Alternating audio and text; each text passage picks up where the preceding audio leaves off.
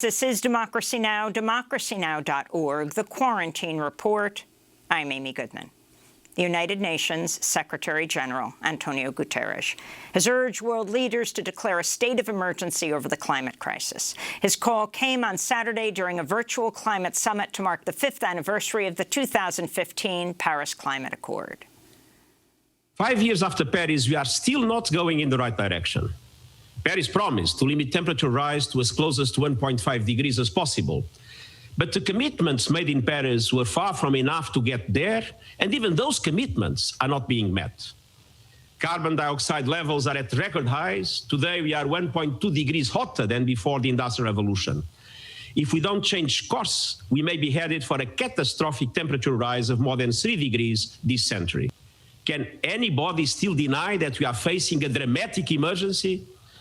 That is why today I call on all leaders worldwide to declare a state of climate emergency in their countries until carbon neutrality is reached.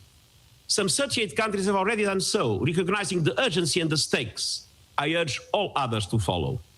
UN Secretary-General Antonio Guterres speaking Saturday at a virtual climate summit to mark the 5th anniversary of the 2015 Paris Climate Accord. Prior to the summit, the 17-year-old Swedish climate activist Greta Thunberg released a video saying much more needs to be done to combat the climate crisis. My name is Greta Thunberg, and I'm inviting you to be a part of the solution. 5 years ago, world leaders signed the Paris Agreement, and they promised to keep the global average temperature rise to well below 2 degrees Celsius and to pursue 1.5 degrees to safeguard future living conditions. Since then, a lot has happened. But the action needed is still nowhere in sight. The gap between what we need to do and what is actually being done is widening by the minute. We are still speeding in the wrong direction. The 5 years following the Paris Agreement have been the 5 hottest years ever recorded. And during that time, the world has also emitted more than 200 gigatons of CO2. Commitments are being made, distant hypothetical targets are being set, and big speeches are being given. Yet, when it comes to the immediate action we need, we are still in a state of complete denial, as we waste our time creating new loopholes with empty words and creative accounting.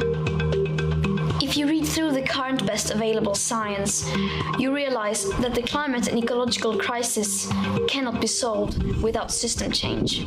That's no longer an opinion. That's a fact. The climate crisis is only a part of a bigger sustainability crisis. For too long, we have been distancing ourselves from nature, mistreating the planet, our only home, living as if there was no tomorrow.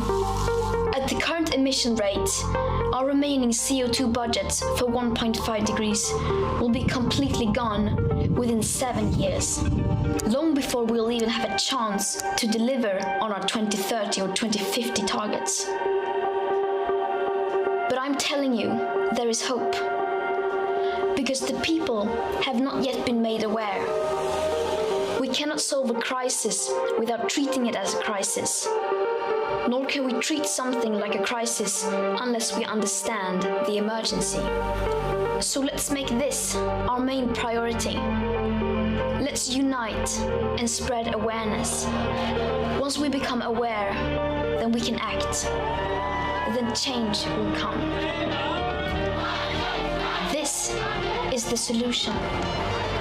We are the hope. We, the people.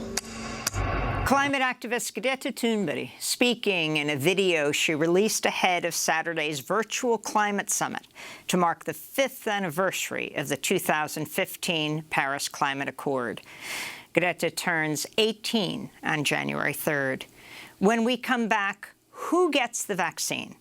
as the first shipments of the federally approved COVID-19 vaccine arrive today across the United States. We'll speak with longtime doctor and anti-racism activist Dr. Kamara Phyllis-Jones about why communities of color with high COVID-19 death rate should be given priority access to the vaccine. Stay with us.